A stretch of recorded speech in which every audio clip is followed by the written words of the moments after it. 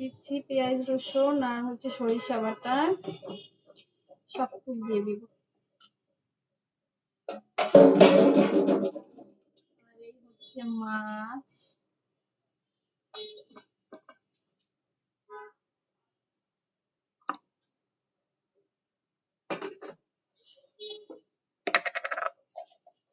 লবণ,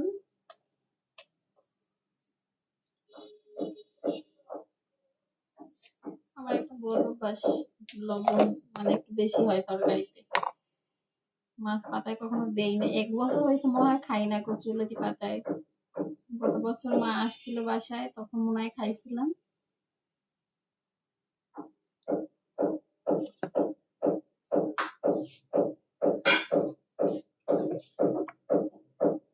দিছি লবণ, দিলাম জিরার গুঁড়া, এটা কিন্তু কাঁচা জিরের গুঁড়া।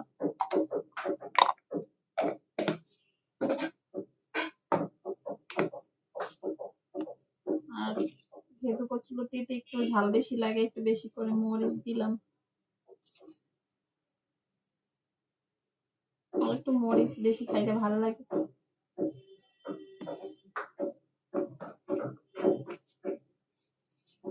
আর কি বাকি আছে, এখন দেব শুধু ধনিয়ার গুঁড়া।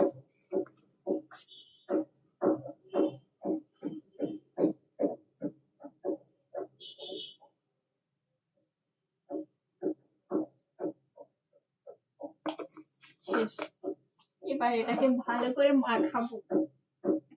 আর এদিকে ব্লেন্ডারের মধ্যে হচ্ছে আমার ইয়া রয়েছে, কি বলে, মশলা একটু রয়েছে, এটা ধুইয়া জাস্ট পানিটা দিয়ে দেবো।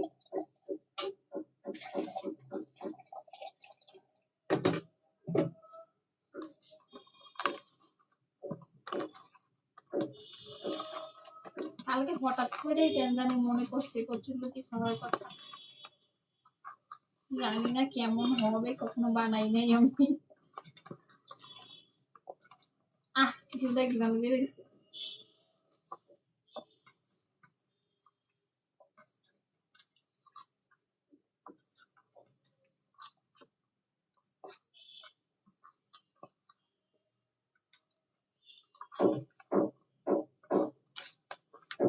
ও আচ্ছা, তেল দিতেই তো ভুলে গেছি, সরিষার তেল দিতে হবে এটার মধ্যে।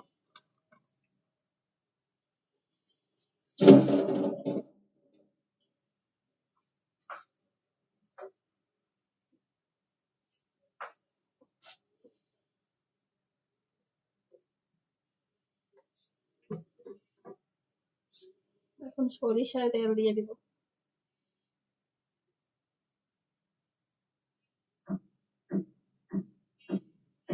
সয়াবিন তেল দেয় নাকি তা তো আমি জানি না, মনে হয় একটু দেয়।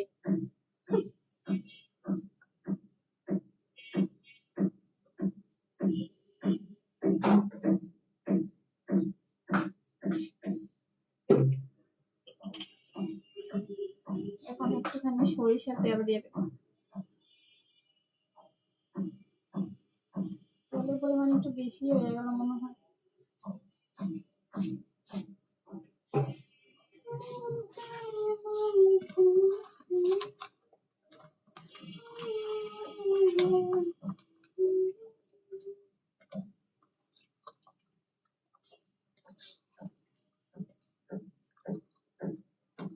জানি না কার কেমন লাগে, আমার কিন্তু অনেক ভালো লাগে। অবশ্য এইসব শখের জিনিস খুব বেশি খাওয়া যায় না।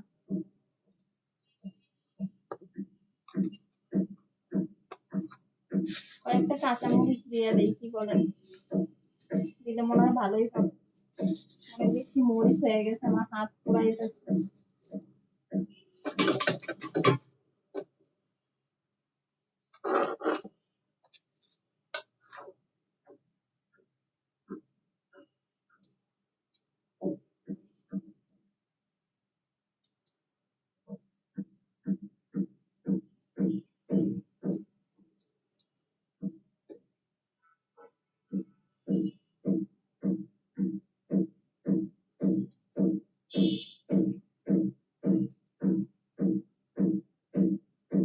মাখাইছি তো সুন্দর করে, এখন কলা পাতা দিয়ে বসাইতে পারবো কিনা সেটাই তো বিষয়।